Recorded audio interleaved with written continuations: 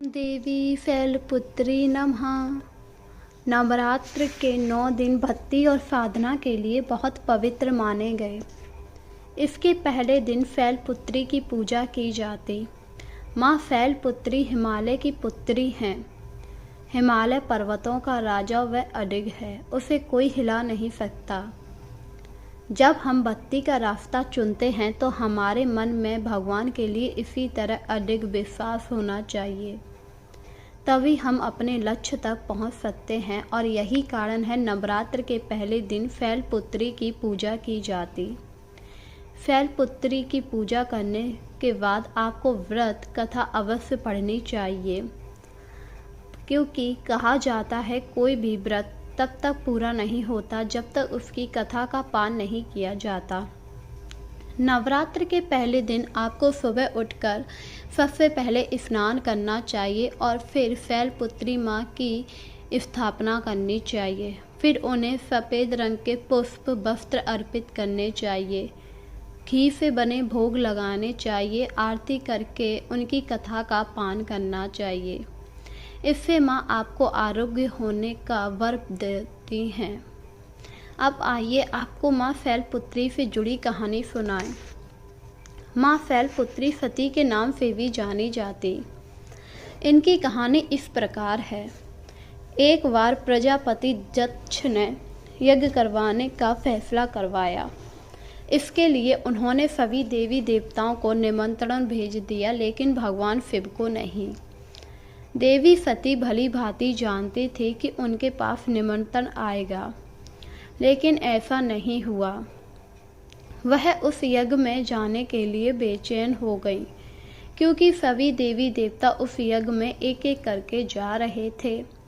उन्होंने जब इस बारे में शिव जी से कहा तो शिव जी ने मना कर दिया, क्योंकि उनके पास यज्ञ में जाने के लिए कोई भी निमंत्रण नहीं आया और इसीलिए वहां जाना उचित भी नहीं था। पर सती नहीं मानी और बार बार यज्ञ में जाने का आग्रह करने लगी। सती के ना मानने की वजह से शिव को उनकी बात माननी पड़ी, पर उन्होंने उन्हें काफ़ी समझाया कि अगर आप वहां जाएंगी तो आपका अहित ही होगा। जिस पर सती ने कहा कि भला मैं अपने पिता के घर जा रही हूँ, मेरा वहां अहित कैसे हो सकता है। इस पर शिव जी ने कहा, तुम्हें नहीं पता, अगर तुम वहां जाओगी तो सभी लोग मेरा तिरस्कार करेंगे और तुम यह सहन नहीं कर पाओगी। इसीलिए कह रहा हूँ, हठ छोड़ दो और यहीं पर रहो। पर सती ने शिव जी की एक भी बात नहीं मानी और उनसे कहा कि अगर ऐसा कुछ होगा भी तो आप वहां आना मत। आप जब आना जब मेरा अहित हो जाए। यह सुनकर शिव जी काफ़ी ज़्यादा बेचैन हो गए। उन्हें सती से ऐसी बिल्कुल भी उम्मीद नहीं थी।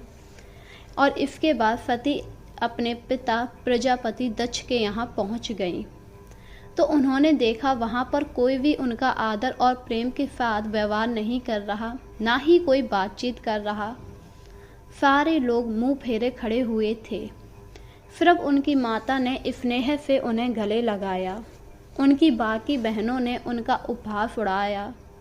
यह सब देखकर सती को काफ़ी गिलानी महसूस हुई। वहीं उनके पिता ने भी शिव जी की काफ़ी ज़्यादा अपमान किया। जब उन्होंने अपने पिता को शिव जी का अपमान करते हुए देखा तो उन्होंने अपने पिता को समझाया भी कि आप मेरे पति का अपमान ना करें, वो यहाँ नहीं आए। इस पर उन्होंने सती को भी काफ़ी उल्टा सीधा सुनाया, जिससे वह काफ़ी ज़्यादा दुखी हो गईं और उनसे अपने पति का अपमान सहन ना हुआ। और फिर अगले पल उन्होंने वो कदम उठाया जिसकी किसी ने कल्पना भी ना की थी। दक्ष ने भी कल्पना नहीं की थी कि सती कोई ऐसा कदम उठाएगी। उन्होंने कहा, जिस यज्ञ में मेरे पति को बुलाया नहीं गया, उनका अपमान हो रहा है, मैं उसी यज्ञ में भस्म हो जाऊंगी। यह सुनकर सभी देवी देवता काफ़ी ज़्यादा परेशान हो गए। किसी को कुछ समझ नहीं आ रहा था कि वह क्या करें। उन्हें पता था अगर सती इस यज्ञ में भस्म हुई तो भोलेनाथ का क्रोध सब पर बरसेगा। एक एक कर सभी देवी देवता सती माँ को समझाने लगे। स्वयं ब्रह्मा जी और विष्णु ने भी सती माँ को काफ़ी समझाया कि वह ऐसा ना करें। अगर वह ऐसा करेंगी तो शिव जी पर क्या बीतेगी, आप उनकी अर्धांगिनी हैं। जैसे तैसे तो आप लोगों का मिलन हो पाया है, अगर आपको कुछ हो गया तो शिव जी कैसे जीवित रह पाएंगे। पर माता सती ने किसी की भी बात नहीं मानी और कहा, जहाँ मेरे पति का अपमान हो रहा है वहाँ मैं जीवित नहीं रह सकती, और अब मैं उनके पास किस मुख से जाऊंगी। उन्होंने तो मुझे बहुत समझाया था कि मैं वहाँ ना जाऊं, पर मैं ही हठ पर अड़ गई और अपने पति की अवहेलना करके उनका अपमान कर दिया। अब मेरे अंदर इतनी शक्ति नहीं है कि मैं उनके सम्मुख जाकर खड़ी हो जाऊं। इससे अच्छा तो है मैं अपना आत्मदहन कर दूं। यह कहकर वह यज्ञ की तरफ बढ़ी। तभी अग्निदेव प्रकट हुए और उन्होंने कहा, हे देवी, मेरी अग्नि में वह तेज नहीं है जो आपको भस्म कर सके, इसीलिए कृपया करके मुझे दोष ना लगाइए। यह सुनकर सती माँ ने कहा, ठीक है, जब आप मुझे भस्म नहीं कर सकते हैं तो मैं अपनी योगा अग्नि से स्वयं को भस्म कर लूँगी। और अगले पल उन्होंने स्वयं की योगा अग्नि से स्वयं को भस्म कर लिया और अपने प्राण त्याग दिए। जब यह बात भगवान शिव को पता लगी तो वह बहुत ज़्यादा दुखी हो गए और दुख की गुस्से की ज्वाला में जलते हुए शिव ने उस यज्ञ का ध्वंस कर दिया। जब यह बात दक्ष को पता लगी तो वह काफ़ी ज़्यादा घबरा गया। वह विष्णु जी से मदद मांगने लगा कि वह शिव जी से उसकी रक्षा करें, जिस पर विष्णु भगवान ने कहा, तब तो तुम अहंकार में अंधे हो गए थे, तुम्हें समझाया जा रहा था तो तुम समझ नहीं रहे। अब तुम काल का सामना करो, क्योंकि भैरव यहाँ आते ही होंगे। शिव जी स्वयं वहाँ नहीं आए, उन्होंने भैरव को भेजा। भैरव ने वहाँ आकर दक्ष का गला काट दिया और उसके सिर को यज्ञ में ही ध्वंस कर दिया। इसके बाद शिव जी अपनी पत्नी सती का मृत शरीर लेने के लिए आए, जहाँ पर दक्ष की पत्नी ने रोते हुए कहा, हे प्रभु, मेरे पति को पुनर्जीवित कर दीजिए। उनको इस तरह रोता हुआ देखकर शिव जी ने दक्ष को पुनर्जीवित किया, पर उनके सिर के स्थान पर बकरे का सिर लगा दिया और वहाँ से चले आए और सती का शरीर लेकर इधर उधर भटकने लगे। वह कई सालों तक इसी तरह सती का शरीर लेकर वियोग में भटक रहे थे। उन्हें देखकर सभी देवी देवता काफ़ी ज़्यादा परेशान हो गए, क्योंकि अब संसार किस प्रकार संचालन हो, क्योंकि श्रृंगार करने वाले देवता ही जब इतने दुखी हैं तो फिर सृष्टि किस प्रकार चलेगी। किसी को कुछ समझ नहीं आ रहा था। और इसके बाद सभी ने माँ भगवती को बुलाया। माँ भगवती वहाँ प्रकट हुई और उन्होंने कहा, अब आपको सती का शरीर नष्ट करना पड़ेगा, तभी शिव जी इस मोह जाल से बाहर आ पाएंगे। यह सुनकर सभी काफ़ी ज़्यादा हैरान हो गए कि आखिर यह काम करेगा कौन, क्योंकि सभी को पता था अगर किसी ने भी सती का शरीर नष्ट करने की कोशिश की तो शिव जी उसे छोड़ेंगे नहीं। तब विष्णु भगवान आगे आए, उन्होंने कहा, मैं इस कार्य को करूँगा चाहे कुछ भी हो जाए। और यह कहकर वह वहाँ आए और उन्होंने अपने चक्र से सती के शरीर के टुकड़े टुकड़े कर दिए, जिससे 52 सती पीठ बने। यह सब देखकर शिव जी काफ़ी ज़्यादा क्रोधित हुए और उन्होंने भगवान विष्णु को मारने का भी प्रयास किया, जिस पर विष्णु भगवान ने कहा कि मुझसे यह स्वयं भगवती माँ ने कहा था। ऐसा सुनकर वह काफ़ी ज़्यादा दुखी हुए और इसी तरह भटकते हुए योग साधना में लीन हो गए। इस पर देवी भगवती ने माँ शैलपुत्री के रूप में जन्म लिया और उन्होंने हिमालय के यहाँ पर पुत्री बनकर जन्म लिया था, क्योंकि उन्हें फिर से महादेव से मिलना था। माँ शैलपुत्री का वास काफ़ी नगरी वाराणसी में माना जाता है। वहाँ शैलपुत्री का एक बेहद प्राचीन मंदिर है, जिसके बारे में मानता है कि यहाँ माँ शैलपुत्री के दर्शन करने से ही भक्तजनों की मुराद पूरी हो जाती है। नवरात्रि का दूसरा दिन माँ ब्रह्मचारिणी को समर्पित है। माँ दुर्गा की नवशक्ति का दूसरा स्वरूप ब्रह्मचारिणी है। यहाँ ब्रह्मा का अर्थ तपस्या से है। माँ दुर्गा का यह स्वरूप भक्तों और सिद्धों को अनंत फल देने वाला है। इनकी उपासना से तप, त्याग, वैराग्य, सदाचार और संयम की वृद्धि होती है। ब्रह्मचारिणी का अर्थ तप की चारिणी यानी तप का आचरण करने वाली देवी है। देवी का यह रूप पूर्ण ज्योतिमय और अत्यंत भव्य है। इस देवी के दाएं हाथ में जप की माला और बाएं हाथ में एक कमंडल है। कहा जाता है माँ पार्वती ने हिमालय के घर पुत्री के रूप में जन्म लिया था और नारद जी के उपदेश से भगवान शंकर को पति रूप में प्राप्त करने के लिए घोर तपस्या की। इस कठिन तपस्या के कारण ही इन्हें तपचारिणी अर्थात ब्रह्मचारिणी नाम से अभिव्यक्त किया गया। 1000 वर्ष तक केवल इन्होंने फल फूल खाकर बिताए। 100 वर्षों तक केवल जमीन में रहकर साग पर निर्वाह किया। कुछ दिनों तक कठिन व्रत रखे और खुले आकाश के नीचे बर्फा धूप के घोर कष्ट सहे। 3000 वर्षों तक टूटे हुए बेलपत्र खाए और भगवान शंकर की आराधना करती रही। इसके बाद उन्होंने सूखे बेलपत्र खाना भी छोड़ दिया। कई हजार तक वर्षों तक निर्जल और निराहार रहकर तपस्या की। पत्तों को खाना छोड़ देने के कारण इनका नाम अपर्णा भी पड़ गया। कठिन तपस्या के कारण देवी का शरीर एकदम क्षीण हो गया। देवता, ऋषि, सिद्धिगण, मुनि सभी ने ब्रह्मचारिणी की तपस्या को अभिभूतपूर्व पुण्यकृत्य बताया, सराहना की और कहा, हे देवी, आज तक किसी ने भी इस तरह की घोर तपस्या नहीं की। ये तुम्ही से संभव हो पाया है। तुम्हारी मनोकामना परिपूर्ण होगी और अब भगवान चंद्रमौली शिव जी तुम्हें पति रूप में प्राप्त होंगे। वहीं दूसरी तरफ शिव जी भी माता पार्वती की तपस्या से अति प्रसन्न हो गए, क्योंकि तपस्या करते हुए उनका शरीर क्षीण हो गया था और रंग काला पड़ गया। जब शिव जी ने माता पार्वती की ऐसी दशा देखी तो वह काफ़ी ज़्यादा दुखी हुए और उन्होंने माता पार्वती को अपनी शक्ति से ठीक कर दिया, जिससे उनका रंग श्वेत हो गया और उन्हें ब्रह्मचारिणी नाम प्रदान किया। इसके बाद शिव जी ने माता पार्वती को वरदान दिया कि उन्हें नवरात्रि के दूसरे दिन पूजा जाएगा और वह अब उनसे विवाह करेंगे, जिससे माता पार्वती अति प्रसन्न हुई। देवी ब्रह्मचारिणी की पूजा करने से मनुष्य में तप, त्याग, वैराग्य, सदाचार, संयम की वृद्धि होती है। जीवन की कठिन समय में भी उनका मन कर्तव्य पथ से विचलित नहीं होता। देवी अपने साधकों की मलिनता, दुर्गुणों व दोषों को खत्म कर देती हैं। देवी की कृपा से सर्वत्र सिद्धि तथा विजय की प्राप्ति होती है।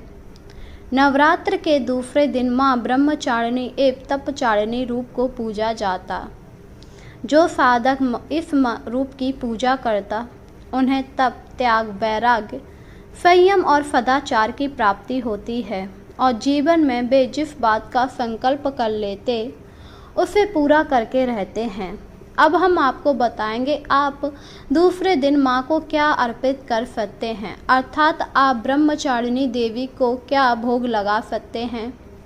माँ भगवती को दूसरे दिन चीनी का भोग लगाना चाहिए। माँ को शक्कर का भोग अति प्रिय है। ब्राह्मणों को दान में चीनी ही देनी चाहिए। मान्यता है ऐसा करने से मनुष्य दीर्घायु होता है। इनकी उपासना करने से मनुष्य में तप, त्याग, सदाचार आदि की वृद्धि होती है। ब्रह्मचारिणी देवी की पूजा नवरात्रि के दूसरे दिन की जाती है। देवी ब्रह्मचारिणी का स्वरूप ज्योतिमय है। ये माँ दुर्गा की 9 शक्तियों में से दूसरी शक्ति है। तपचारिणी, अर्पणा और उमा इन्हीं के अन्य नाम हैं। इनकी पूजा करने से सभी काम पूरे होते हैं, रुकावटें दूर हो जाती हैं और विजय की प्राप्ति होती है। इसके अलावा हर तरह की परेशानी भी खत्म हो जाती है। देवी ब्रह्मचारिणी की पूजा करने से तप, त्याग, वैराग्य, सदाचार, संयम की वृद्धि होती है। अब हम आपको बताएंगे कि इनकी पूजा विधि किस प्रकार करें। देवी ब्रह्मचारिणी की पूजा करते समय सबसे पहले हाथों में एक फूल लेकर उनका ध्यान करें और प्रार्थना करें। इसके बाद देवी को पंचामृत से स्नान कराएं। फिर अलग अलग तरह के फूल, अक्षत, कुमकुम, सिंदूर अर्पित करें। देवी को सफ़ेद और सुगंधित पुष्प चढ़ाएं। इसके अलावा कमल का फूल भी देवी को चढ़ाएं और कुछ मंत्रों का जाप करें। आपको इस दिन पीले वस्त्र पहनने चाहिए क्योंकि माँ को पीले वस्त्र अति प्रिय हैं। इसके बाद देवी माँ को प्रसाद चढ़ाएं और आचमन कराएं। प्रसाद के बाद पान सुपारी भेंट करें, प्रदक्षिणा करें यानी 3 बार अपनी ही जगह खड़े होकर घूमें। फिर घी व कपूर मिलाकर देवी की आरती करें। इसके बाद क्षमा प्रार्थना करें और प्रसाद बांटें और हो सके तो कथा का पान करें क्योंकि कहा जाता है बिना व्रत कथा के अधूरा माना जाता है। अगर आप व्रत रखते हैं तो आपको उसकी कथा अवश्य पढ़नी चाहिए जिससे आपका व्रत पूरा हो जाता है। तो आइए आपको इससे जुड़ी एक कथा सुनाएं। बहुत समय पहले एक राज्य में एक सुंदर राजकुमारी राज्य किया करती। राजकुमारी अति सुंदर थी। उसकी सुंदरता की चर्चाएं आसपास पड़ोस के राज्यों में भी थी। उसके पिता उसकी शादी किसी अच्छे राजघराने में कराना चाहते, पर राजकुमारी की इच्छा थी वह अपने मनपसंद व्यक्ति से ही शादी करें जो उनका ख्याल रखे और उन्हें प्रेम करे। एक बार राजकुमारी अपने पिता की आज्ञा लेकर जंगल में शिकार के लिए निकली। तभी उन्हें एक शिकारी मिला। शिकारी ने देखा एक हिरन अपने बच्चों के साथ जा रहा था। उसे देखकर शिकारी को काफ़ी दया आई और उसने उन्हें जाने दिया।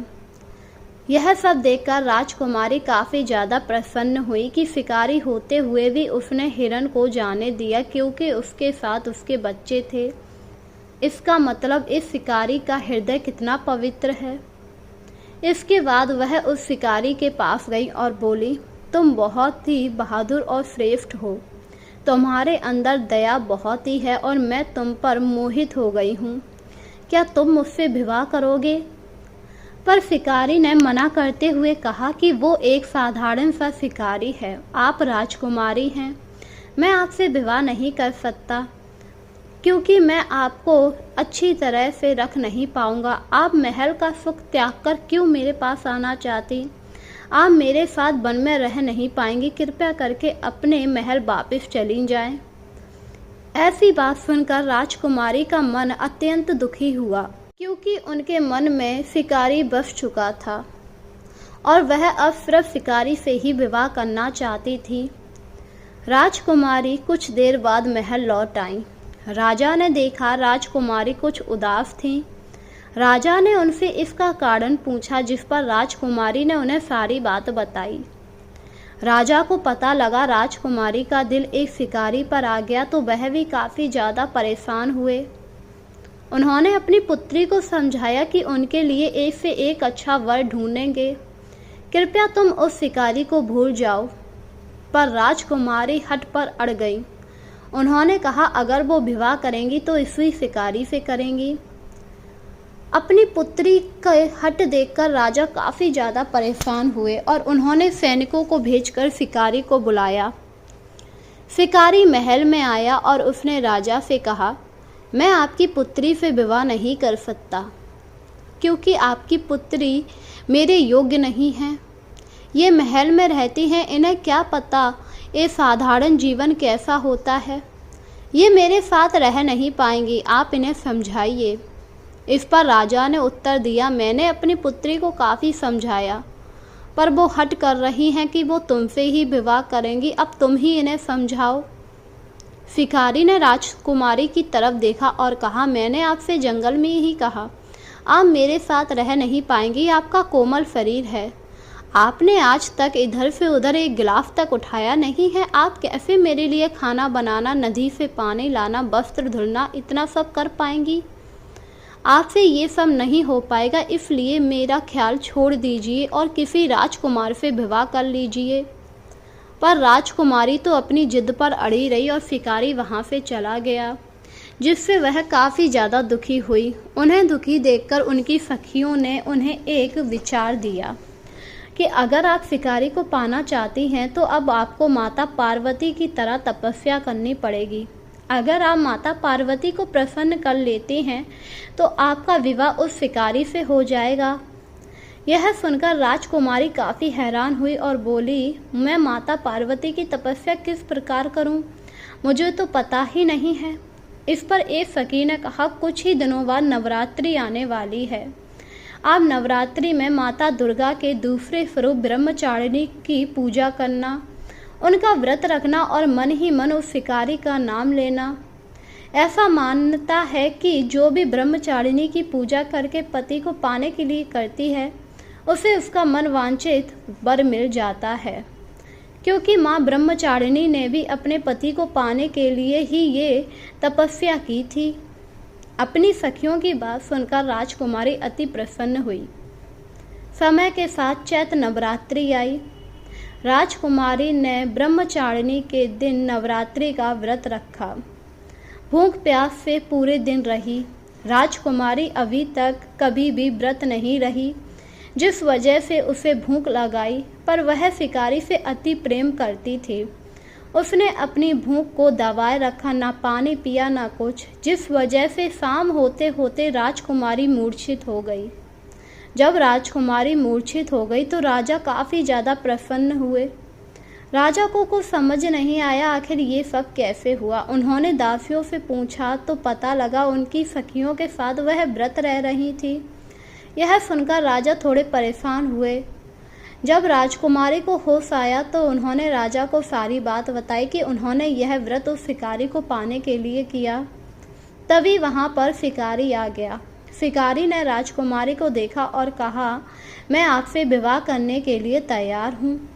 यह सुनकर राजकुमारी बहुत ज़्यादा प्रसन्न हुई और बोली, आप इतनी जल्दी मान कैसे गए? कल तक तो आप मना कर रहे थे। इस पर शिकारी ने कहा, मैं कोई शिकारी नहीं हूँ, बल्कि एक राजकुमार हूँ। मैं देखना चाह रहा था कि आप मुझसे विवाह करने के लिए क्या कर सकती हैं। मैंने सोचा बस आप मुझसे मोहित हैं, कुछ दिनों बाद मेरा मोह त्याग देंगी और मुझे भूल जाएंगी, पर मुझे पता लगा आप मुझसे बहुत प्रेम करती हैं। यह सुनकर राजकुमारी और राजा काफ़ी ज़्यादा प्रसन्न हो गए और इसके बाद राजा ने राजकुमारी का धूमधाम से उस राजकुमार के साथ विवाह कर दिया। और अब राजकुमारी ब्रह्मचारिणी का हर नवरात्रि में व्रत किया करते थे और वह नवरात्रि में व्रत करके कन्याओं को भोजन खिलाया करती थी, क्योंकि उन्हीं की कृपा से उन्हें मन वांछित वर मिल पाया था। नवरात्रि का तीसरा दिन माँ चंद्रघंटा को समर्पित होता है। माँ चंद्रघंटा की अगर जातक पूजा करता है तो उसके सारे दोष मुक्त हो जाते हैं और माँ उसकी सारी परेशानियों को दूर कर देती हैं। नवरात्रि का तीसरा दिन चंद्रघंटा की पूजा की जाती है। इन्हें दूध से बनी चीज़ों का भोग लगाया जाता है। इन्हें दूध से बनी चीज़ें अति प्रिय हैं। इस दिन आपको सुबह उठकर माँ चंद्रघंटा की स्थापना करनी चाहिए और फिर इन्हें पुष्प चढ़ाने चाहिए। इन्हें कमल और गुलाब का फूल अति प्रिय है। इसके बाद इन्हें भोग लगाना चाहिए।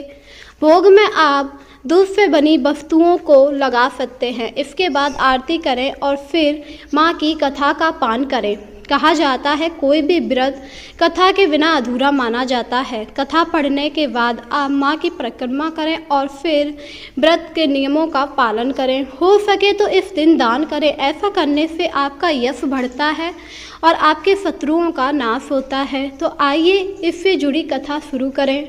व्यास जी बताते हैं, एक बार महिषासुर नामक राक्षस ने स्वर्गलोक पर हमला करके देवताओं को स्वर्ग से बाहर कर दिया। उसने पृथ्वी से लेकर आसमान चारों तरफ हाहाकार मचा दिया, जिससे देवता काफ़ी ज़्यादा परेशान हो गए।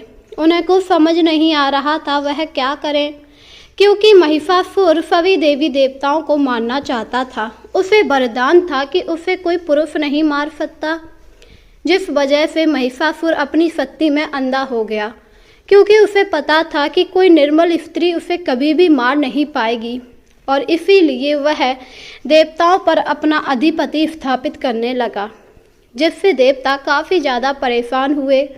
उन्होंने कई बार महिषासुर को हराने का प्रयास किया, पर महिषासुर बहुत ज़्यादा शक्तिशाली था, जिस वजह से देवताओं की हर बार पराजय हो जाया करती, जिससे देवता काफ़ी ज़्यादा परेशान होते और वह लोग ब्रह्मा विष्णु के पास गए। उन्होंने जब देवताओं की बात सुनी तो महिषासुर को हराने के लिए स्वयं गए। विष्णु भगवान से महिषासुर की कई वर्षों तक लड़ाई होती रही, जिसमें विष्णु भगवान हार गए, क्योंकि महिषासुर अति बलशाली था। और विष्णु भगवान वहाँ से चले आए, जिससे सभी देवी देवता भयभीत हो गए, क्योंकि जिससे नारायण हार गए अब वह हम लोगों का क्या करेगा।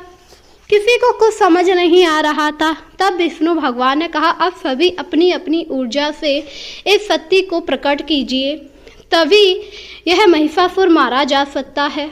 जिससे सभी देवताओं ने अपना अपना तेज निकाला। तभी उन सभी देवताओं के तेज से एक सुंदर स्त्री प्रकट हुई। उस स्त्री का नाम चंद्रघंटा था, जो बहुत ही सुंदर थी। उसकी सुंदरता देखकर सभी देवता मोहित हो गए। इसके बाद विष्णु भगवान ने कहा, अब इन देवी को सभी लोग अपना अपना एक अस्त्र दीजिए। जिस पर विष्णु भगवान ने अपना चक्र, शिव जी ने अपना त्रिशूल, ब्रह्मा ने कमल, इंद्रदेव ने अपना वज्र, एक एक करके सभी लोगों ने अपने अस्त्र की प्रतिमा उनको दे दी। इसके बाद उन्होंने देवी से प्रार्थना की, हे देवी, आप महिषासुर का वध कीजिए। महिषासुर अति क्रोधी और पराक्रमी है, वह बलशाली है, उसके मस्तक पर अहंकार सवार है। वह अभी देवताओं और देवियों को कुछ नहीं समझ रहा। अब आप ही हैं जो हमें उस महिषासुर से मुक्ति दिला सकती हैं। देवताओं की ऐसी स्तुति करने पर देवी बोली, आप लोग चिंता ना करें, मैं उस महिषासुर का वध करूंगी और आप लोगों को उसके अधिपति से मुक्त कराऊंगी। यह सुनकर वह सभी देवी देवता काफ़ी ज़्यादा प्रसन्न हुए। इसके बाद एक शेर पर सवार होकर माँ घंटा वहाँ से चली आई। उनका तेज ऐसा था जो चारों तरफ फैल रहा था। उनके तेज और उनकी हुंकार से देवता से लेकर राक्षस भी काफ़ी ज़्यादा भयभीत थे। जहाँ उनकी हुंकार देवताओं को प्रसन्नता दे रही थी, वहीं राक्षसों में एक तरह का डर पैदा कर रही थी। जिस पर महिषासुर ने कहा, पता लगाओ ये कौन स्त्री है जो इस तरह हुंकार रही है, किसका दुस्साहस है, जिस किसी ने ये दुस्साहस किया हो उसे मेरे पास लाओ। यह सुनकर एक राक्षस उस स्त्री का पता करने गया। जब वह वहां गया तो उसने देखा एक देवी सिर पर सवार होकर बैठी हुई हैं। उनका तेज चारों लोकों में फैल रहा है और वह ठठाके लगाकर जोर जोर से हंस रही हैं। उनके हंसने की आवाज़ से ही वह राक्षस वहीं पर मरकर भस्म हो गया। जब राक्षस कई देर तक लौटकर नहीं आया तो महिषासुर काफ़ी ज़्यादा हैरान हुआ। उसने दूसरे राक्षस को भेजा तो वह भी उसका वही हाल हुआ, जिससे महिषासुर काफ़ी ज़्यादा परेशान हो गया और स्वयं वहां पहुंच गया जहां पर देवी बैठी हुई थी। देवी को देखकर महिषासुर उन पर मोहित हो गया, क्योंकि उनकी सुंदरता बहुत ही मनमोहक थी। चंद्रघंटा ने जब महिषासुर को देखा तो उनकी आंखों में क्रोध झलक गया। उन्होंने कहा, हे महिषासुर, चला जा यहाँ से, या तो मुझसे युद्ध लड़, क्योंकि मैं तेरा सर्वनाश करने यहाँ आई हूँ। यह सुनकर महिषासुर जोर जोर से हंसने लगा और बोला, हे सुंदरी, तू मेरा सर्वनाश नहीं कर सकती है। मैं तो तुझे अपनी अर्धांगिनी बनाना चाहता हूँ। मुझसे विवाह कर ले, इसमें तेरा जीवन सुखमय बीतेगा। मैं तुझे मारना नहीं चाहता, क्योंकि तेरी सुंदरता पर मैं मोहित हो गया हूँ। यह सुनकर माँ देवी को काफ़ी ज़्यादा क्रोध आया और उन्होंने कहा, हे मूर्ख, अपनी हद में रह। मैं तुझसे विवाह करने नहीं बल्कि तेरा संहार करने आई हूँ। यह सुनकर महिषासुर काफ़ी ज़्यादा परेशान हो गया, क्योंकि वह देवी को मारना नहीं चाहता था और उसने कहा, मैं आपको हानि नहीं पहुंचाना चाहता, क्योंकि मैं आपसे विवाह करना चाहता हूं। आप अपनी बुद्धि भ्रष्ट ना करके मुझसे विवाह कर लीजिए, आप मेरे साथ हमेशा सुखी रहेंगी।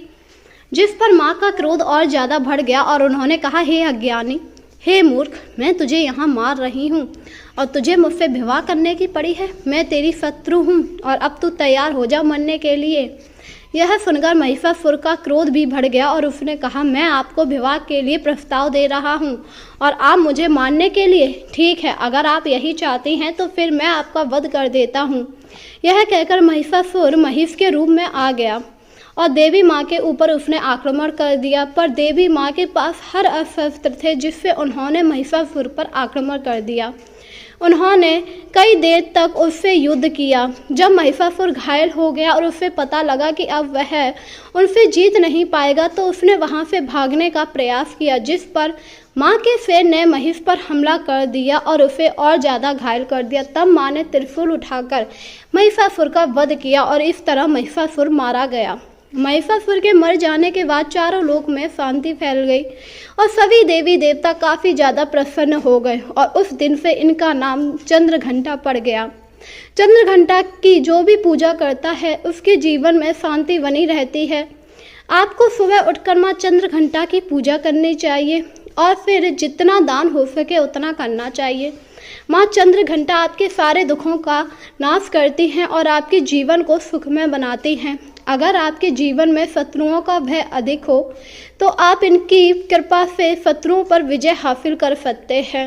इसी के साथ इससे दूसरी जुड़ी कहानी सुनाऊं। एक गांव में एक निर्धन औरत रहती थी। वह बहुत ही सुंदर थी। उसका पति मजदूरी करके अपना परिवार चलाता था। पति सेठ के यहाँ काम करता। एक बार सेठ किसी काम से उस व्यक्ति के घर आया। उसकी पत्नी को देखकर मोहित हो गया और उसने उसके पति से कहा, अरे तेरी पत्नी तो बड़ी ही सुंदर है, तू इसे सुख दे भी पा रहा है या नहीं?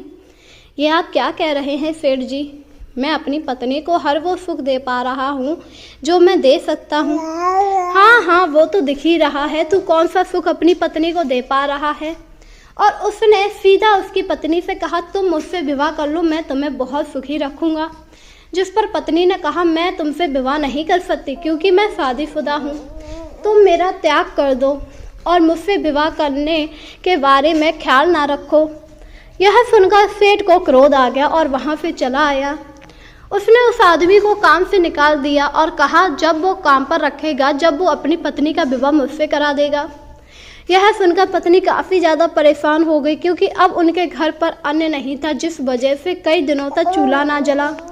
चूल्हा ना जलने की वजह से वह लोग भूख से व्याकुल हो बैठे। अपने पति को भूख से व्याकुल होता देख पत्नी ने कहा, अजी अब हम लोग क्या करेंगे? जिस पर पति ने कहा, तुम चिंता मत करो, मैं दूसरी जगह पर काम ढूंढूंगा। और इस तरह वह दूसरी जगह पर काम ढूंढने गया, पर सेठ ने सबसे मना कर दिया कि इसे काम ना दिया जाए, ये दुराचारी है। यह सुनकर आदमी काफ़ी ज़्यादा परेशान हुआ और घर लौट आया। उसकी पत्नी ने कहा, क्या हुआ, आपको काम नहीं मिला? जिस पर व्यक्ति ने सारी बात बताई। अब वह औरत काफ़ी ज़्यादा दुखी हो गई, उसे कुछ समझ नहीं आया। वह रोजाना दुर्गा माँ के मंदिर जाकर पूजा किया करती और अपनी दुखी व्यथा को लेकर मंदिर गई। मंदिर में आने के बाद उसने अपनी सारी व्यथा माँ को सुनाई और कहा, हे माँ, अब आप ही हैं जो हमारी रक्षा कर सकती हैं। वो पापी दुराचारी मेरे पीछे पड़ गया, जबकि आपको तो पता ही है मैं शादीशुदा हूँ और अपने पति से बहुत प्रेम करती हूँ। मैं अपने पति के सिवा किसी अन्य को देख भी नहीं सकती। अब आप ही हैं जो हमारी रक्षा कर सकती हैं। तभी वहाँ पर सेठ आया। सेठ की नज़र जब उस औरत पर पड़ी तो उसने कहा, अरे तुम इस मंदिर में क्या कर रही हो? ये दुर्गा माँ का मंदिर है और मैं यहाँ रोजाना पूजा करने आती हूँ। ये तो बहुत अच्छी बात है। अब जब तुम मिल ही गई हो तो चलो मुझसे विवाह कर लो। नहीं, मैंने तुम्हें उस दिन भी मना किया कि मैं तुमसे विवाह नहीं करूँगी, तो क्यों मेरे पीछे पड़ गए हो? जिस पर सेठ ने उस औरत के साथ ज़बरदस्ती करनी चाहिए। स्त्री काफ़ी ज़्यादा परेशान हुई और दुर्गा माँ के चरणों में गिरकर याचना करने लगी, हे दुर्गा माँ, मेरी रक्षा कीजिए, वरना ये दुराचारी मेरा अपमान कर देगा। अगर ऐसा हुआ तो मैं सती हो जाऊंगी आपके मंदिर में। अब आप ही हैं जो मेरी रक्षा कर सकती हैं इस पापी से। दुर्गा माँ ने जब यह सब देखा तो उन्हें काफ़ी ज़्यादा क्रोध आया और तभी अचानक उस औरत के हाथ पर त्रिशूल आके गिरा। त्रिशूल को देखकर औरत को समझ आया कि उसे क्या करना है और अचानक से दुर्गा माँ की शक्ति उस औरत के शरीर में प्रवेश कर गई और वह सीधी खड़ी हो गई और उसने सेठ से कहा, हे सेठ, तूने मेरे अपमान किया है, तूने हिम्मत कैसे की मुझे छूने की? अब देख मैं तेरे साथ क्या करती हूँ। यह कहकर उसने सेठ के सीने पर लात रखी और त्रिशूल से उसका संहार कर दिया। ये सब देखकर गांव वाले काफ़ी ज़्यादा हैरान हुए और जय जयकार करने लगे, क्योंकि जैसे ही सेठ का संहार हुआ स्त्री का तेज चारों लोकों में फैल गया। उसे देखकर सभी ने कहा, इस पर तो दुर्गा माँ आ गई। इसके बाद स्त्री बेहोश हो गई। जब उसे होश आया तो बताया गया कि तुमने सेठ को मार दिया। यह सुनकर स्त्री काफ़ी ज़्यादा भयभीत हुई और फिर जब उसे पता लगा ये सब दुर्गा माँ की महिमा थी तो उसने दुर्गा माँ को प्रणाम किया। इस प्रकार जो भी भक्त दुर्गा माँ की सच्चे मन से भक्ति करता है उसके ऊपर दुर्गा माँ की कृपा हमेशा बनी रहती है। नवरात्रि के चौथे दिन आज हम आपको कुसमांडा देवी की कथा सुनाएंगे। नवरात्र की शुरुआत 30 मार्च को हो गई। वहीं नवरात्रि के चौथे दिन कुसमांडा माता की पूजा की जाती। आपको बता दें, कुसमांडा एक संस्कृत शब्द है जिसका अर्थ है कुम्हाड़ यानी पेठा की बलि देना। वहीं कुसमांडा माता की पूजा करने से भक्तों के कष्ट, रोग, शोक, संतापों का नाश होता है। वहीं माता कुसमांडा की पूजा करते समय व्रत कथा का पान करना जरूरी होता है, वरना पूजा अधूरी मानी जाती। नवरात्रि के चतुर्थ दिन माँ कुसमांडा की पूजा की जाती। ये शक्ति का चौथा स्वरूप है जिन्हें सूर्य के समान तेजस्वी माना गया। माँ के इस स्वरूप की व्याख्या कुछ इस प्रकार है। देवी कुसमांडा, जिनकी 8 भुजाएं हमें कर्मयोगी जीवन अपनाकर तेज अर्जित करने की प्रेरणा देती हैं। अपनी मधुर मुस्कान हमारी जीवन शक्ति को संवर्धन करते हुए हमें हंसते हुए कठिन से कठिन मार्ग पर चलकर सफलता पाने को प्रेरित करती हैं। भगवती दुर्गा के चौथे स्वरूप का नाम कुसमांडा है। अपनी मंद हंसी द्वारा अखंड अर्थात ब्रह्मांड को अपने उत्पन्न के कारण इन्हें कुसमांडा देवी के नाम से अभिहित किया गया। जब सृष्टि का अस्तित्व नहीं था, चारों ओर अंधकार ही अंधकार पर्याप्त था, तब इन्हीं देवी ने अपने ही हाथ से ब्रह्मांड की रचना की। अंत यही सृष्टि की आदि स्वरूपा आदि शक्ति हैं। इनकी 8 भुजाएं हैं। इनके 7 हाथ में कमंडल, धनुष, बाण, कमल पुष्प, अमृत कलश, चक्र और गदा है। 8वें हाथ में सभी प्रकार की सिद्धियां और निधियां देने वाली जप माला है। एक पौराणिक कथा के अनुसार ऐसा कहा जाता है, जब सृष्टि का अस्तित्व नहीं था, तब इन्हीं देवी ने ब्रह्मांड की रचना की। ये ही सृष्टि की आदि स्वरूपा हैं। इनका निवास सूर्यमंडल के भीतर के लोक में है। ये वहाँ निवास करने की क्षमता सिर्फ इन्हीं देवी में है। इनके शरीर की क्रांति और प्रभा भी सूर्य के समान दिव्यमान है। माँ कुसमांडा की उपासना से भक्तों के समस्त रोग शोक मिट जाते हैं। इनकी आयु में वृद्धि, यश, बल और आरोग्य की वृद्धि होती है। माँ कुसमांडा अल्प सेवा और भक्ति से बहुत जल्दी प्रसन्न हो जाती हैं। इनका वाहन सिंह है और चौथे दिन कुसमांडा देवी के स्वरूप की ही उपासना की जाती है। यह देवी आयु, यश, बल और स्वास्थ्य में वृद्धि करती हैं। अब हम आपको बताएंगे आपको माँ कुसमांडा की पूजा किस प्रकार करनी चाहिए। नवरात्रि के चौथे दिन सुबह जल्दी उठकर स्नान करें, फिर पूजा की तैयारी करें। माँ कुसमांडा के व्रत का संकल्प लें। सबसे पहले गंगा जल से पूजा के स्थान को पवित्र करें। फिर लकड़ी की चौकी पर पीला कपड़ा बिछाएं। उस पर माँ की प्रतिमा स्थापित करें और माँ कुसमांडा का ध्यान करें। माँ को पूजा में पीले वस्त्र, फूल, फल, मिठाई, धूप, दीप, नैवेद्य और अक्षत अर्पित करें। सारी सामग्री अर्पित करने के बाद माँ की आरती करें और भोग लगाएं। अंत में क्षमा याचना करें। ध्यान लगाकर दुर्गा सप्तमी और दुर्गा चालीसा का पाठ करें। इसी के साथ अब हम आपको बताएंगे कि आपको कुसमांडा देवी को भोग क्या लगाना चाहिए, क्योंकि हर देवी को अलग अलग भोग लगाया जाता है। उसी प्रकार कुसमांडा देवी को पेठा का भोग लगाया जाता है।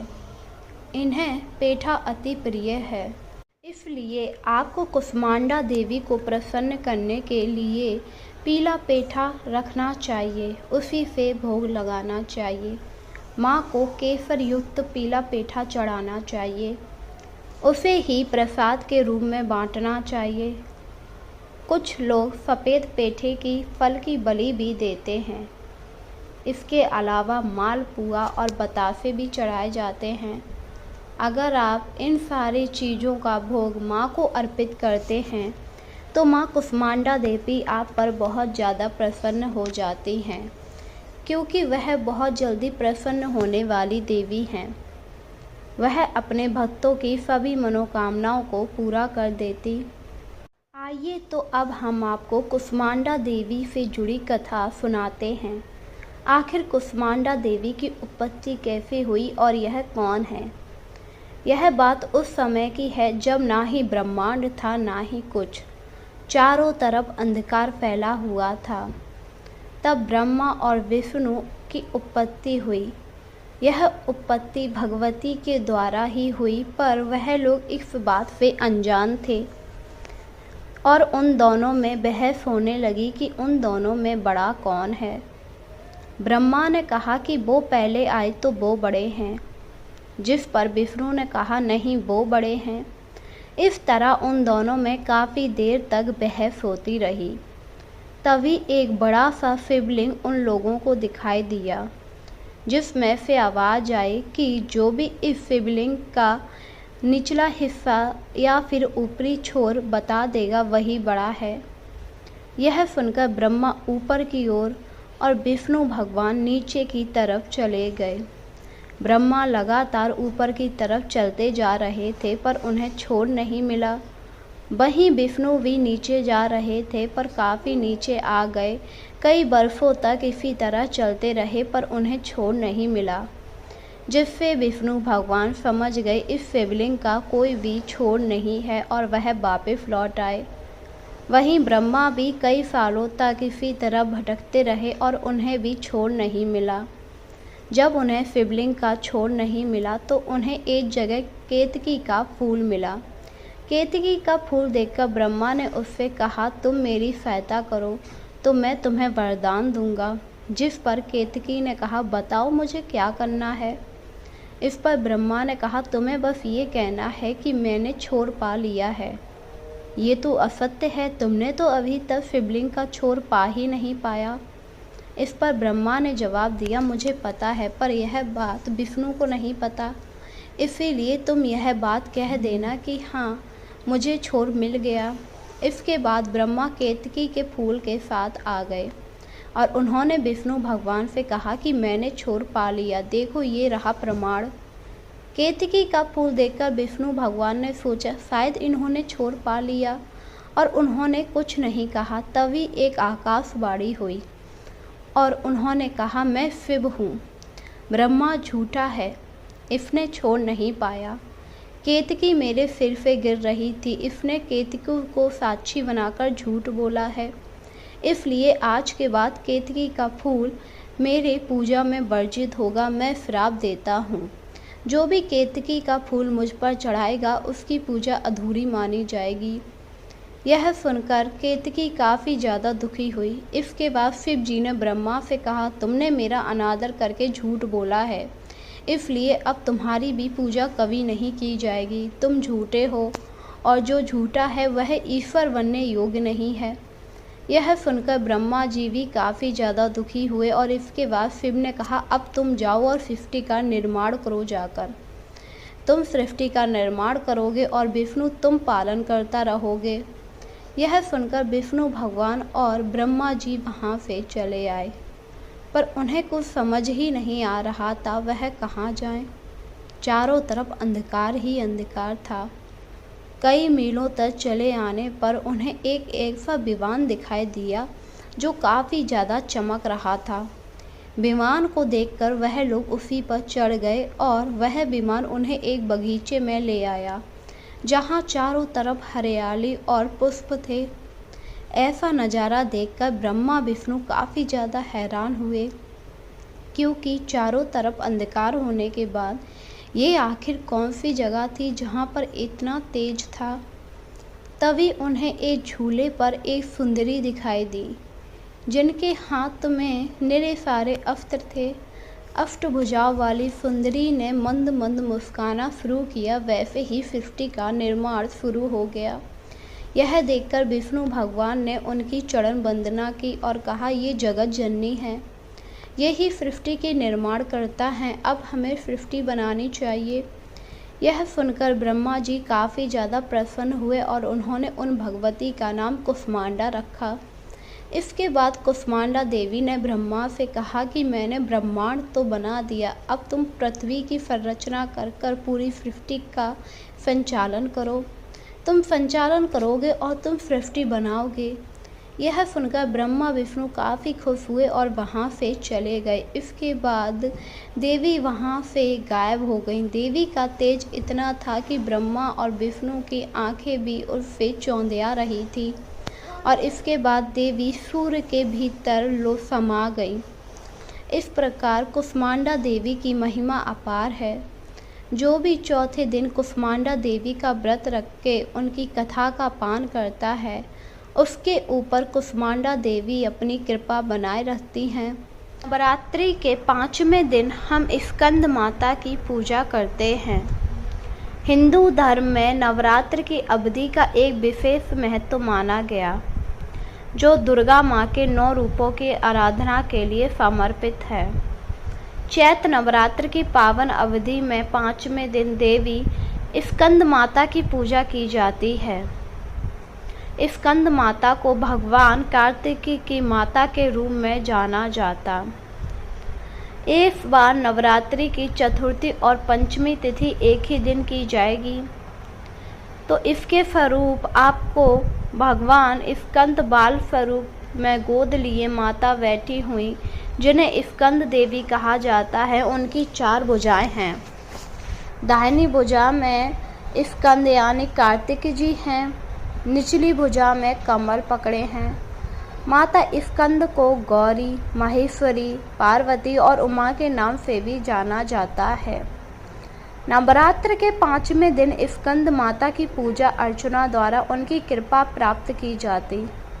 साथ ही ये भी माना जाता है स्कंद माता की विधि व्रत रूप से पूजा अर्चना करने से निसंतान व्यक्ति को संतान की प्राप्ति होती है। तो आइए आपको इनसे जुड़ी एक कथा सुनाएं। प्राचीन कथा के अनुसार तारका नाम एक असुर था, जिसे ब्रह्मा जी से ये वरदान प्राप्त था कि उनकी मृत्यु केवल शिव जी की संतान के हाथों ही होगी। तारकासुर इस वरदान को पाकर अहंकार में चूर हो गया, क्योंकि उसे पता था शिव जी विवाह नहीं करेंगे। पर शिव जी का विवाह सती के साथ हुआ। सती के साथ विवाह होने पर तारकासुर ने कई बार सती को मारने का प्रयास किया, पर हर बार विफल रहा। पर अंत में आकर सती ने स्वयं को योगा अग्नि से भस्म कर लिया। ऐसा करते ही तारकासुर बहुत ज़्यादा प्रसन्न हुआ और उसने देवताओं पर और पृथ्वीवासियों पर अपना अत्याचार करना आरंभ कर दिया। उसने स्वर्गलोक को जीतकर वहां पर अपना आधिपत्य स्थापित किया, जिससे सभी देवी देवता काफ़ी ज़्यादा परेशान हो गए और वह विष्णु भगवान की शरण में गए। विष्णु भगवान ने इंद्रराज से कहा, अब इसका हल एक ही है। जब तक भगवान शिव का विवाह नहीं होता और उनकी कोई संतान नहीं होती, तब तक हम तारकासुर को नहीं मार सकते। जिससे सभी देवी देवता काफ़ी ज़्यादा परेशान हुए और भगवती माँ की प्रार्थना करने लगे। भगवती माँ प्रकट हुई और उन्होंने कहा वह जल्द ही हिमालय के यहाँ पुत्री के रूप में जन्म लेंगी। तब वह शिव जी से विवाह करेंगी और उनका नाम होगा पार्वती। यह सुनकर सभी देवी देवता उस शुभ घड़ी का इंतजार करने लगे। समय के साथ हिमालय के यहाँ एक पुत्री ने जन्म लिया और हिमालय ने उस पुत्री का नाम पार्वती रखा। पार्वती को बचपन से ही शिव जी से असीम प्रेम था। उनका लगाव शिव जी से धीरे धीरे बढ़ रहा था जैसे उनकी उम्र बढ़ रही थी, पर उनकी माँ को ये बिल्कुल भी पसंद नहीं था। उनकी माँ नहीं चाहती थी जो सती के साथ हुआ वही उनकी पुत्री के साथ हो, इसलिए उन्होंने अपनी पुत्री को काफ़ी समझाया, पर पार्वती ने अपनी माँ को मना लिया और फिर शिव जी से विवाह कर लिया। विवाह करने के बाद माता पार्वती शिव जी के साथ आराम से रहने लगी। पर यह सब देखकर तारकासुर काफ़ी ज़्यादा परेशान हो गया, क्योंकि उसे पता था कि अगर माता पार्वती की कोई संतान हुई तो उसका वध निश्चित है। इसीलिए उसने एक योजना बनाई थी। शिव जी को तपस्या से बाहर लाने के लिए कामदेव उन्हें जगाने गए थे। कामदेव ने कई सारे बाण चलाए, जिससे एक बाण शिव जी की तीसरी आंख में लग गया और उसी तेज अग्नि से कामदेव भस्म हो गए थे। उनके भस्म हो जाने पर रति ने पार्वती को श्राप दिया कि वह कभी भी मां नहीं बन पाएंगी, जिससे पार्वती मां काफ़ी ज़्यादा दुखी हुई। जब विवाह हो गया तो पार्वती मां इसी दुख के वियोग में काफ़ी ज़्यादा परेशान रह गईं। उन्होंने शिव जी से इसके लिए कहा भी, वहीं देवता भी चाहते थे कि माता पार्वती को पुत्र या फिर पुत्री हो, जिससे तारकासुर का वध हो सके। और फिर शिव जी ने देवताओं के कल्याण और लोक कल्याण के लिए अपनी ऊर्जा और पार्वती की ऊर्जा से एक शिशु उत्पन्न किया, जिसे तारकासुर के राक्षसों ने मारने का प्रयास किया और उसी शिशु को बचाने के चक्कर में वह पार्वती से दूर हो गया। पार्वती को जब यह बात पता लगी तो वह काफ़ी ज़्यादा क्रोध में आई और वहीं दूसरी तरफ तारकासुर के राक्षस उस शिशु को मारने के लिए गए, जिससे पार्वती माँ काफ़ी ज़्यादा क्रोधित होकर उन राक्षसों के पास आईं। पर तब तक उस खंड के 6 भाग हो चुके थे, जिससे पार्वती माँ का क्रोध बहुत ज़्यादा बढ़ गया और उन्होंने राक्षसों का संहार कर दिया। राक्षसों के संहार के बाद पार्वती माँ जोर जोर से रोने लगी। तभी वहाँ शिव जी प्रकट हुए और उन्होंने उन 6 खंडों को जोड़कर एक शिशु का निर्माण किया, जिसके 6 मुख थे। यह देखकर पार्वती अति प्रसन्न हुई। इस पर शिव जी ने उसे कार्तिकेय का नाम दिया। कार्तिकेय धीरे धीरे बड़े हुए। तब माँ पार्वती ने उन्हें युद्ध की शिक्षा दी और युद्ध की शिक्षा देते समय उन्होंने स्कंद माता का रूप धारण किया था और इसी रूप में उन्होंने कार्तिकेय को युद्ध के लिए तैयार किया। जब कार्तिकेय पूर्ण रूप से युद्ध के लिए तैयार हो गए तब उन्होंने तारकासुर का वध किया था और देवताओं को उसके अत्याचार से बचाया था। तो इसलिए जो भी निसंतान लोग होते हैं उन्हें स्कंद माता की पूजा करनी चाहिए। ऐसा करने से आपकी जल्द ही गोद भर जाती है। नवरात्रि के 6ठे दिन माँ कात्यायनी की विधिवत पूजा की जाती है। माँ दुर्गा के इस स्वरूप को सरलता और यश का प्रतीक माना जाता है। माँ कात्यायनी के स्वरूप की बात करें तो माँ सिंह पर सवार हैं, जो चतुर्भुज हैं। 2 भुजाओं में कमल, तीसरी भुजा में तलवार धारण किए हुए हैं। माँ की एक भुजा वर मुद्रा और दूसरी भुजा अभय मुद्रा में रहती है। माँ को लाल रंग अति प्रिय है। इस दिन आपको गुलाब के फूल माँ भगवती को अर्पित करना चाहिए। ऐसा करने से आपको अत्यंत ही शुभ फल मिलता है। मान्यता है ऐसा करने से आपके ऊपर माँ भगवती की कृपा हमेशा बनी रहती है। वहीं माँ कात्यायनी को आपको शहद का भोग लगाना चाहिए, क्योंकि माँ कात्यायनी को शहद अत्यंत प्रिय है। ऐसे में अगर आप पूजा करते समय माँ कात्यायनी को शहद का भोग लगाते हैं तो वह अपने भक्ति भाव से काफ़ी प्रसन्न हो जाती हैं। अब हम आपको बताते हैं कि आप माँ कात्यायनी की पूजा किस प्रकार कर सकते हैं। आपको सुबह जल्दी उठकर स्नान से निवृत्त हो जाना चाहिए। साफ स्वच्छ वस्त्र धारण करने चाहिए। माँ की प्रतिमा को शुद्ध जल या गंगा जल से स्नान कराना चाहिए। फिर माँ को पीले वस्त्र अर्पित करने चाहिए। माँ को स्नान कराने के बाद पुष्प अर्पित करें। माँ को रोली कुमकुम लगाएं। माँ को 5 प्रकार के फल और मिष्टान का भोग लगाएं और शहद अर्पित करें।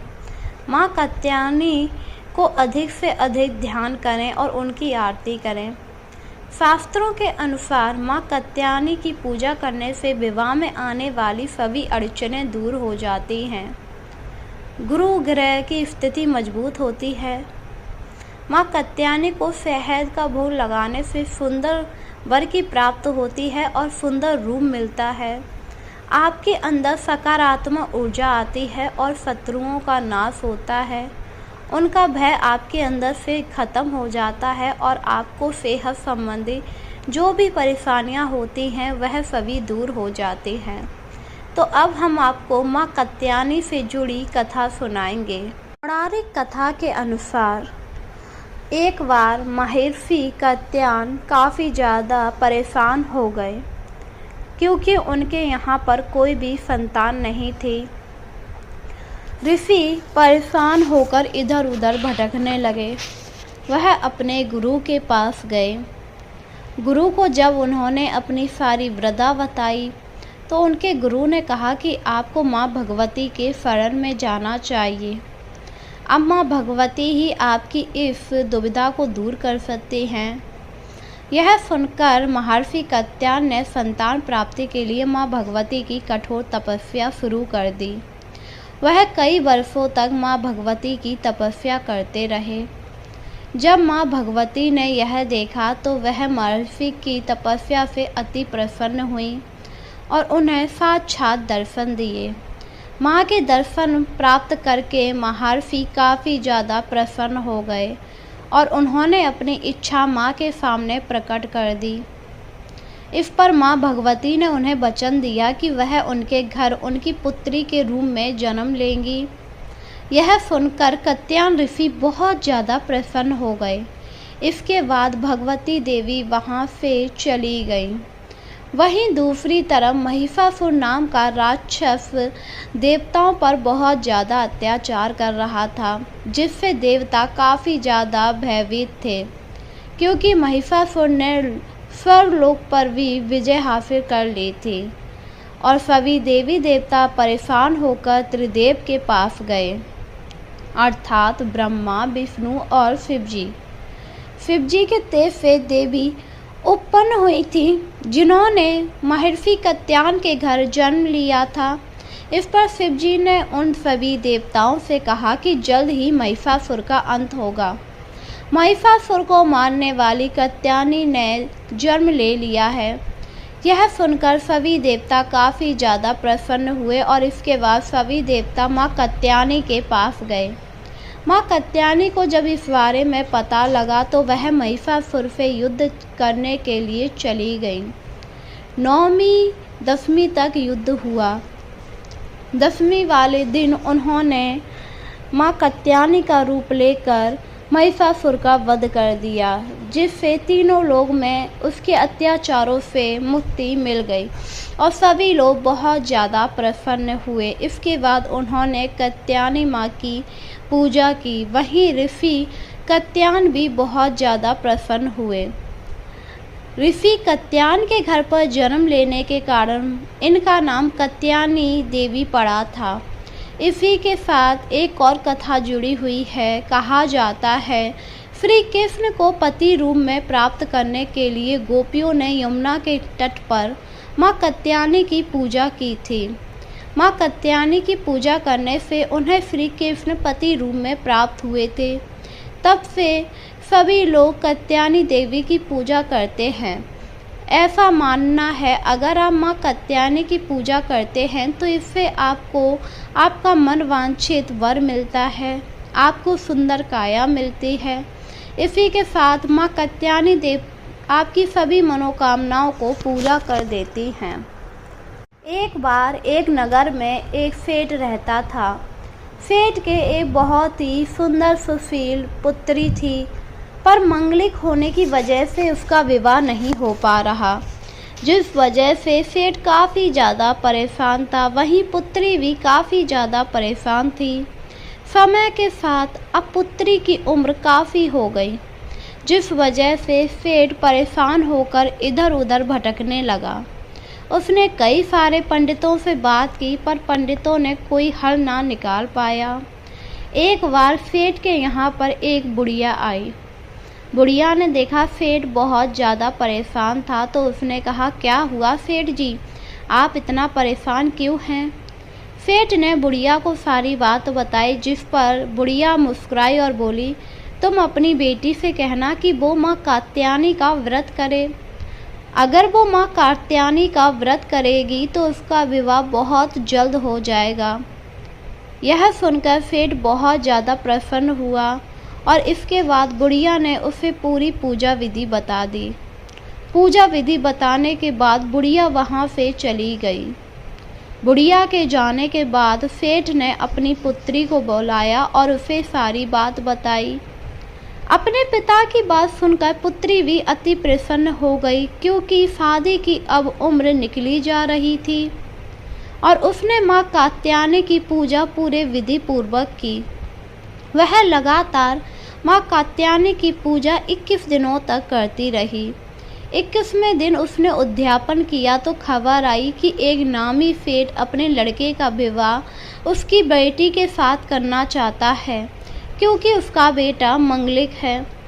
यह सुनकर सेठ बहुत ज़्यादा प्रसन्न हुआ, वहीं लड़की भी अति प्रसन्न हुई, क्योंकि माँ कात्यायनी की कृपा से उसका विवाह अब होने वाला था और अब वह लड़की माँ कात्यायनी की बहुत बड़ी भक्त हो गई थी। वहीं सेठ भी नवरात्रि में माँ कात्यायनी का व्रत रखकर पूरे गांव में दान पुण्य किया करता था, क्योंकि माँ कात्यायनी देवी की कृपा से ही उसकी बेटी का विवाह हो पाया। नवरात्रि का 7वां दिन माँ कालरात्रि को समर्पित होता है। माँ दुर्गा की ये 7वीं शक्ति माँ कालरात्रि के नाम से जानी जाती, जिनका शरीर का रंग पूरा काला है। नाम से ही पता लगता है इनका रूप बहुत ही भयानक होगा। सिर के बाल बिखरे हुए हैं, गले में विद्युत की तरह चमकने वाली माला है। अंधकार में स्थितियों का विनाश करने वाली देवी कालरात्रि हैं, जो काल से भी अपने भक्तों की रक्षा करती हैं। इस देवी के 3 नेत्र हैं, ये तीनों ही नेत्र ब्रह्मांड के समान गोल हैं। इनकी सांसों से अग्नि निकलती है, ये गधे की सवारी करती हैं। ऊपर उठे हुए दाहिने हाथ की मुद्रा भक्तों को हमेशा वर देती है, वहीं नीचे वाले हाथ अभय मुद्रा में है, यानी भक्त हमेशा निडर बने रहें। बाईं तरफ के ऊपर वाले हाथ में लोहे का कटांग है, वहीं नीचे वाले हाथ में खड़ग है। इनका रूप भले ही भयंकर हो, लेकिन यह अपने भक्तों को हमेशा शुभ देने वाली हैं, इसीलिए ये शुभकरी कहलाई, अर्थात इनसे भक्तों को किसी भी प्रकार का भयभीत या आतंकित होने की कतई आवश्यकता नहीं है। इनके भक्त हमेशा अपनी माँ के पुण्यभागी बनते हैं। कालरात्रि की उपासना करने से ब्रह्मांड की सारी सिद्धियों के दरवाजे खुलने लगते हैं और तमाम असुरी शक्तियाँ उनके नाम के उच्चारण से ही भस्म हो जाती हैं। इसीलिए दानव, देव, भूत, प्रेत, राक्षस, दैत्य इनके स्मरण से ही भाग जाते हैं। यह ग्रह बाधाओं को भी दूर करती हैं और अग्नि, जंतु, जल, शत्रु और रात्रि भय को दूर कर देती हैं। इनकी कृपा से भक्त हर प्रकार के भय से मुक्त हो जाता है। अब हम आपको नवरात्रि की 7वीं यानी माँ कालरात्रि की पौराणिक कथा सुनाएंगे। पौराणिक कथा के अनुसार रक्तबीज नामक राक्षस ने देवता और मनुष्य सभी को काफ़ी ज़्यादा परेशान किया। रक्तबीज राक्षस की ये विशेषता थी, जैसे ही उसकी रक्त की बूंद धरती पर गिरेगी तो उसके जैसा एक और राक्षस पैदा हो जाएगा, जिस वजह से कोई भी देवता उसे मारने में असमर्थ था। वह लोग अगर उसे मारना चाहते तो उसके जैसे बहुत सारे राक्षस और ज़्यादा पैदा हो रहे थे, जिस वजह से सभी देवी देवता काफ़ी ज़्यादा परेशान हो गए और त्रिदेव के पास आए। त्रिदेव के पास पहुंचने पर उन्होंने इसका हल ढूंढा, पर किसी को भी हल नहीं मिला। तब शिव जी ने कहा कि इसका वध स्वयं माता पार्वती यानी कालरात्रि ही कर सकती हैं। अब आप सभी को माँ पार्वती से उसका वध करने के लिए कहना चाहिए। यह सुनकर सभी देवता माँ पार्वती से अनुरोध करने लगे कि वह उस दैत्य का वध करें, क्योंकि वह दैत्य स्वर्गलोक से लेकर तीनों लोक में हाहाकार मचा रहा था। देवी पार्वती ने जब यह देखा तो उन्होंने काली का रूप धर लिया। काली का रूप धरकर वह मैदान में आ गई और रक्तबीज से लड़ने लगी, पर जैसे ही वह उस पर प्रहार करती और उसकी खून की बूंद गिरती तो उसके जैसा एक और राक्षस प्रकट हो जाता, जिससे माता काफ़ी ज़्यादा हैरान हुई, क्योंकि अब उस जैसे कई सारे रक्त बीज हो गए।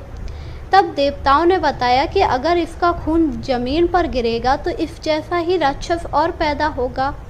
अब आप कोई ऐसा उपाय कीजिए जिससे ये राक्षस मारा जाए और उसका खून भी जमीन पर ना गिरे।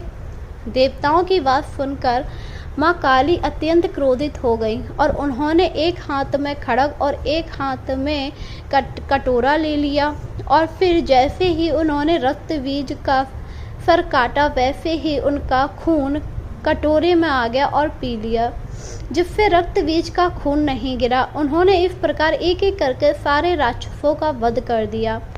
अंत में जब रक्त बीज का नंबर आया तो रक्त बीज काफ़ी ज़्यादा भयभीत हो गया और वहाँ से भागने का प्रयास करने लगा, पर माँ कालरात्रि ने उसे पकड़कर उसका अंत कर दिया और उससे निकलने वाले रक्त को माँ कालरात्रि ने जमीन से गिरने से पहले ही अपने मुख में भर लिया, और इस तरह माँ पार्वती माँ कालरात्रि कहलाई और रक्त बीज का संहार किया। रक्त बीज के संहार के बाद सभी लोग माँ काली की जय जयकार करने लगे, पर राक्षसों का खून पीने की वजह से माँ के अंदर काफ़ी ज़्यादा नकारात्मक ऊर्जा बढ़ गई और इसी ऊर्जा के कारण उनकी क्रोध की अग्नि तेज हो गई और वह चारों तरफ में हाहाकार मचाने लगी। यह देखकर सभी देवता काफ़ी ज़्यादा परेशान हुए। किसी को कुछ समझ नहीं आ रहा था कि अब माँ काली को किस प्रकार रोका जाए, क्योंकि अब माँ काली को जो कोई भी मिल रहा था वह उसे मारती हुई आगे बढ़ रही थी। इस प्रकार तो देवी देवता सभी पर संकट था। तब विष्णु भगवान ने शिव जी से कहा, अब आप ही कोई मार्ग दिखाइए, वरना माँ काली सब कुछ नष्ट कर देंगी। शिव जी को भी कुछ समझ नहीं आया और उन्होंने कहा, अब एक ही मार्ग है, और यह कहकर वह वहाँ से अंतर ध्यान हो गए। माँ काली क्रोध की ज्वाला में जलती हुई आगे बढ़ती जा रही थी। तभी अचानक उनका पैर शिव जी की सीने पर पड़ गया, जिससे माँ कालरात्रि की लंबी जीभ निकल आई, और जैसे ही उन्होंने देखा कि उनसे ये बहुत बड़ा पाप हुआ तो वह जोर जोर से रोते हुए वहाँ से भाग गईं, और इसी कारण यह इनका दिव्य और भयंकर स्वरूप है। कहा जाता है अगर आप नवरात्रि में माँ कालरात्रि की पूजा करते हैं तो इससे आपका भय दूर हो जाता है। आज नवरात्रि के 8वें दिन हम लोग महागौरी की पूजा करते हैं। माँ दुर्गा की 8वीं शक्ति महागौरी का पूजन किया जाता है। माँ के महागौरी नाम और इसके स्वरूप के पीछे 3 पौराणिक कथा मौजूद हैं। इसी के साथ आपको इस दिन काली माँ की भी पूजा करनी चाहिए। अब हम आपको बताते हैं आपको महागौरी की किस प्रकार पूजा विधि करनी चाहिए, जिससे माँ गौरी की कृपा आपके ऊपर सदैव बनी रहेगी। दुर्गा अष्टमी तिथि परम कल्याणकारी, पवित्र, सुख देने वाली और धर्म की वृद्धि करने वाली है। अष्टमी को माँ भगवती का पूजन करने से कष्ट दुख मिट जाते हैं और शत्रुओं पर विजय प्राप्त होती है। माँ को आपको शास्त्रीय पद्धति से पूजन करने वालों को रोग मुक्त होकर धन वैभव प्राप्त होता है। देव, दानव, राक्षस, गंधर्व, नाग, यक्ष, किन्नर, मनुष्य आदि सभी अष्टमी और नवमी को ही पूजते हैं। कथाओं के अनुसार इसी तिथि को माँ ने चंडमुंड राक्षसों का संहार किया था। आपको महाअष्टमी के दिन महागौरी की पूजा करनी चाहिए। आपको इस दिन सुबह उठकर स्नान करने के बाद पूरे घर को पवित्र करना चाहिए। इसके बाद माता के 9 रूपों की स्थापना करनी चाहिए। इसलिए आपको अलग अलग 9 कलश रखने चाहिए और देवी के 9 रूपों का ध्यान लगाकर उनका आह्वान करना चाहिए।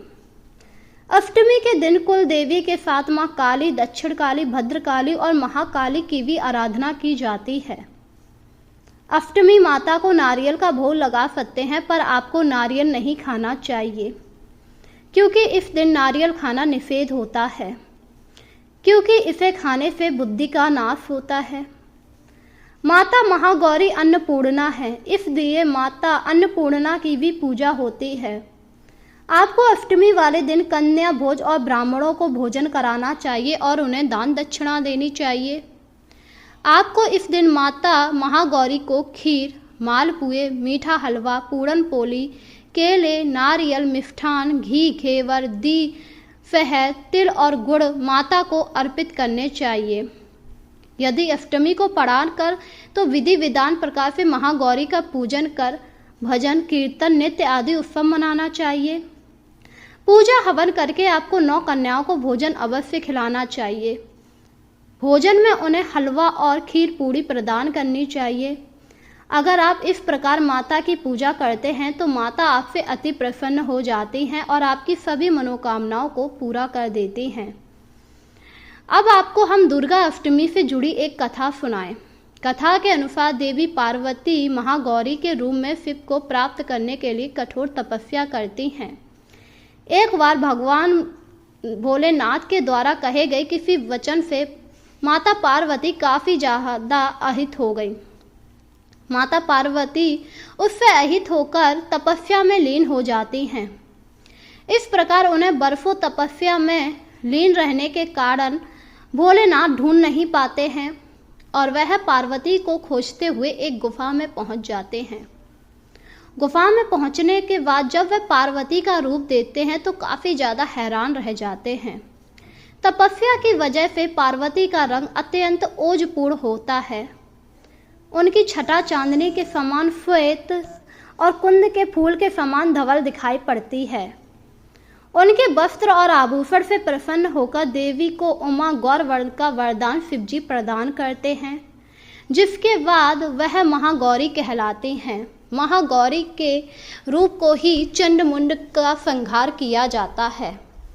कहा जाता है जब महिषासुर ने देवताओं पर आक्रमण किया तो देवता काफ़ी ज़्यादा परेशान हो गए और वह दुर्गा माँ की शरण में गए। दुर्गा माँ ने महिषासुर को युद्ध के लिए ललकारा, जिस पर महिषासुर ने अपने कुछ राक्षसों को भेजा। उन्हीं में चंडमुंड थे। चंडमुंड माता दुर्गा को मनाने आए और कहा कि वह महिषासुर से विवाह कर ले। अगर वह महिषासुर से विवाह नहीं करेंगी तो वह उन्हें मार डालेंगे, जिससे माँ दुर्गा को काफ़ी ज़्यादा क्रोध आया और उन्होंने चंडमुंड से कहा कि तुम लोग यहाँ से चले जाओ वरना मैं तुम्हारा वध कर दूंगी। पर वह राक्षस वहाँ से गए नहीं और दुर्गा माँ से युद्ध करने लगे। तब दुर्गा माँ के शरीर के अंदर से एक तेज प्रकट हुआ, जिससे महागौरी का जन्म हुआ और महागौरी ने चंडमुंड से युद्ध लड़ा। उस दिन पूरे दिन युद्ध लड़ने के बाद उन्होंने चंडमुंड का संहार किया था। इसीलिए दुर्गा अष्टमी मनाई जाती है। इस दिन अगर आप महागौरी की पूजा करते हैं तो आपकी सभी मनोकामनाएं पूरी होती हैं। महागौरी आपको पतिव्रता होने का वरदान देती हैं। इसी के साथ आपको मनवांछित वर प्रदान करती हैं। आज नवरात्रि का 9वां दिन है। 9वें दिन माँ दुर्गा की शक्ति यानी सिद्धिदात्री की पूजा की जाती है। ये सभी प्रकार की सिद्धियों को देने वाली हैं। नवरात्रि पूजन के 9वें दिन इनकी उपासना की जाती है। इस दिन विधि विधान और पूर्ण निष्ठा के साथ साधना करने वाले साधक को सभी सिद्धियों की प्राप्ति होती है। सृष्टि में कुछ भी उनके लिए अगम्य नहीं रह जाता। ब्रह्मांड पर पूर्ण विजय प्राप्त करने में असमर्थ आ जाती है। मार्कंडेय पुराण के अनुसार अणिमा, महिमा, गरिमा, लंगिमा, प्राप्ति, प्रकाम्या, ईश्वरी और वैशिष्ट ये 8 सिद्धियां होती हैं। ब्रह्म पुराण के श्री जन्म खंड में ये संख्या 18 बताई गई हैं। इनके नाम इस प्रकार हैं: अणिमा, लघिमा, प्राप्ति, प्रकाम्या, महिमा, ईश्वर वंश, सर्वकाम वंशिकता, सर्वज्ञ, दूर श्रवण, परकाया प्रवसन, वाक्य सिद्धि, कल्प वृक्ष, सृष्टि, संगार कण सामर्थ्य, अमृत, सर्वन्यायकत्य, भावना, सिद्धि। माँ सिद्धिदात्री भक्तों और साधकों को ये सभी सिद्धियां प्रदान करने में समर्थ हैं। देवी पुराण के अनुसार भगवान शिव ने इनकी कृपा से ही इन 8 सिद्धियों को प्राप्त किया था।